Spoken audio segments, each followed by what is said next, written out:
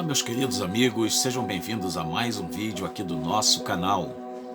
Que Deus possa muito abençoar a tua vida e a de todos da sua sagrada família. Que você a cada dia possa sentir a grande necessidade de ter na sua vida o imensurável amor de Deus. Quero pedir a você que vai ver esse vídeo para se inscrever aqui no nosso canal. Não deixe de fazer isto, ok?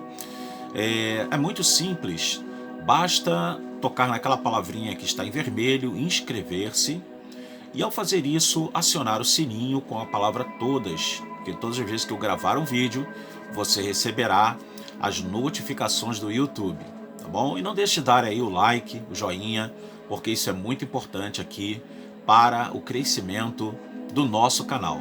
Eu digo nosso porque o canal é seu, é de todos nós, ok? Eu quero deixar aqui um texto que está no Evangelho de Lucas, capítulo 19, e o versículo de número 10.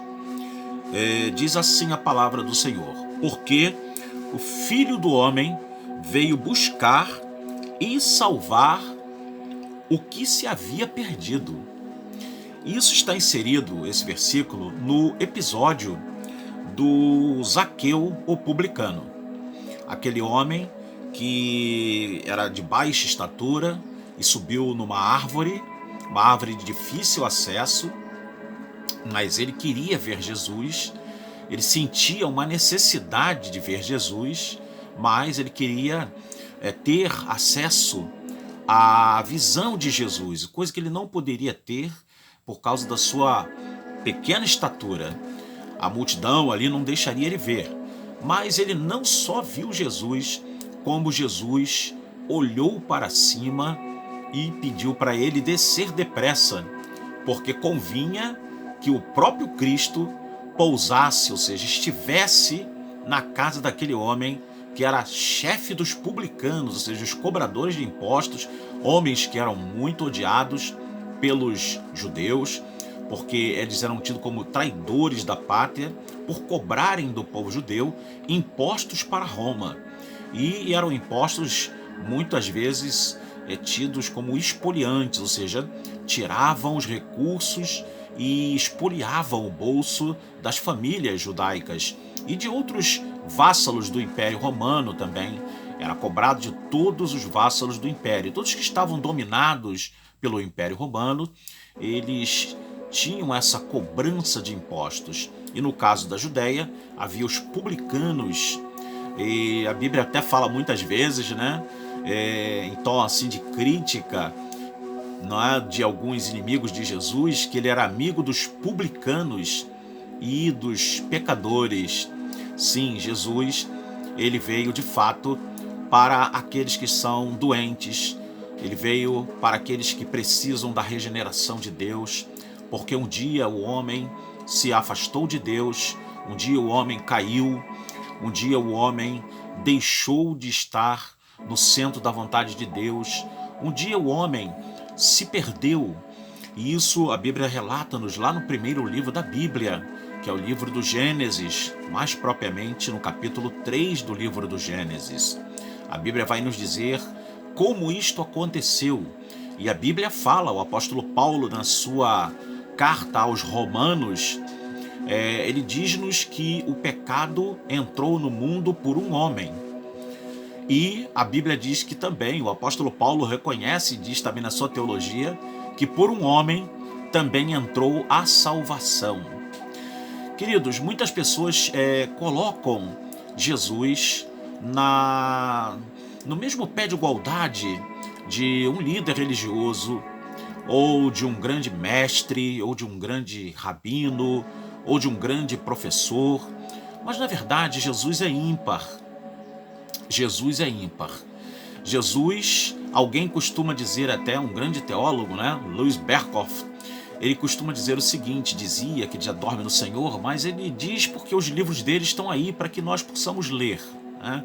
E ele diz o seguinte, no seu livro de Teologia Sistemática, ele diz que ninguém nasceu como Jesus, ninguém viveu como Jesus, ninguém ensinou como Jesus.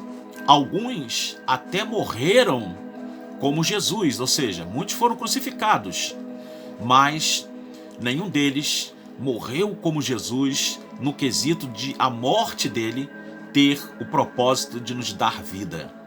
E ninguém ressuscitou como Jesus, porque até os casos da Bíblia que falam de ressurreição, nenhum destes casos foi uma ressurreição para a derrota da morte, mas Jesus ele ressuscita para derrotar a morte e ele é o primogênito de entre os mortos. E ele diz na sua palavra, inspirando os seus apóstolos a nos dizerem que um dia, principalmente no capítulo 15 de 1 Coríntios, que um dia todos nós que esperamos nele, não só nesta vida, mas na outra vida, Paulo disse até inclusive, que se esperarmos em Cristo, somente nesta vida, nós somos os mais miseráveis de todos os homens, somos os mais infortuitos de todos os homens. Então, nós esperamos em Cristo as suas benesses para uma outra vida, e Paulo lá explica-nos que nós seremos ressuscitados, nós os que cremos no nome de Jesus. Então Jesus ele é ímpar. Jesus ele veio ao mundo, ele entrou no nosso mundo, ele entrou dentro da nossa esfera, ele assumiu a nossa fisiologia, ele assumiu a nossa anatomia, ele assumiu a forma humana e ele veio para nos salvar. Deus, ele viu que o pecado entrou no mundo por meio de um homem. E Deus, na sua onisciência, no seu saber inigualável, ele sabe e saberia dizer-nos o seguinte: olha, o pecado entrou por um homem e o pecado tem que ser também derrotado por meio de um homem. Por isso que Jesus veio como homem. Muitos falam, por que ele não veio na forma de Deus, não veio em majestade, em glória? Já ouvi muito isso nas igrejas, muitas perguntas, principalmente quem está entrando na igreja há pouco tempo, que está novo na igreja, pergunta muito isto: por que Jesus não veio com pompa, com glória e não destruiu o pecado? É porque o pecado entrou por um homem e Deus queria derrotar o pecado também por meio de um homem.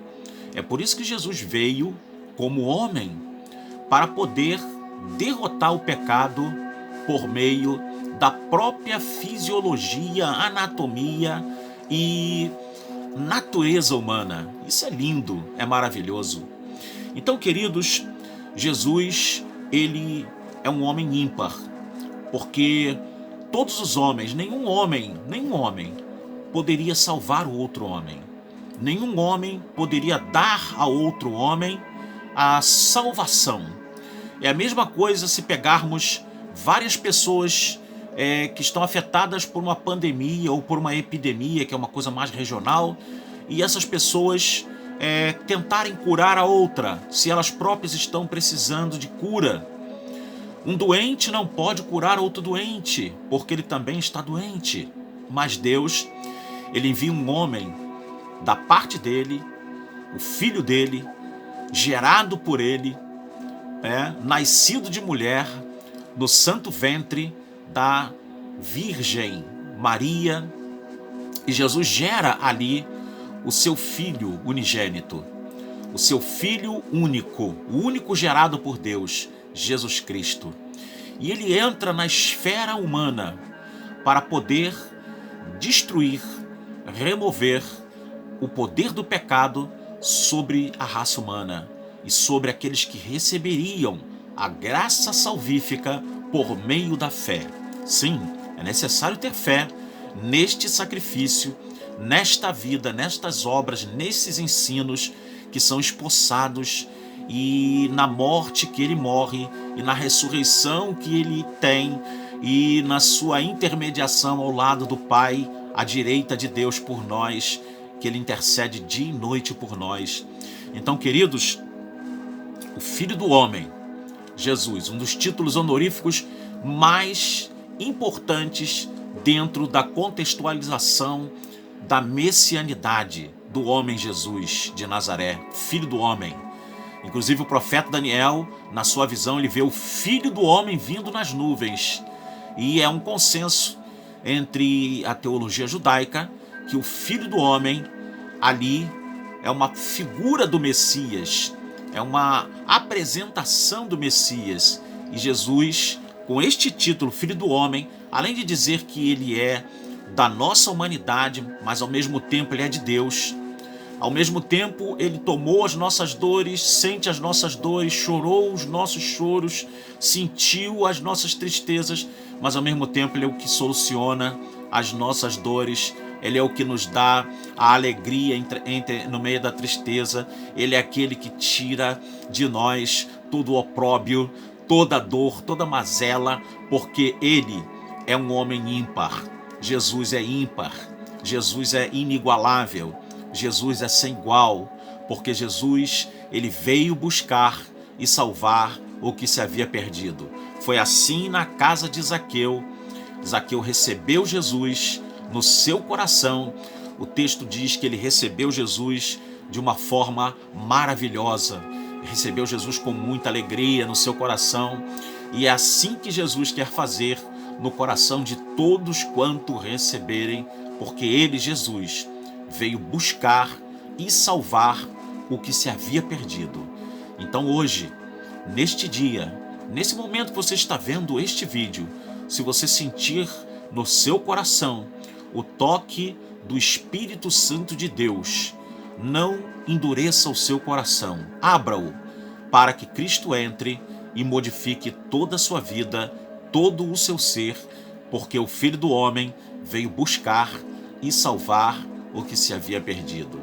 Que Deus abençoe você, que Deus abençoe a sua vida, que você possa ser uma pessoa que encontre essa grande felicidade que Deus proporciona a todo aquele que crê em Cristo, que Deus dá gratuitamente a todo aquele que crê em Cristo, e isto é glorioso.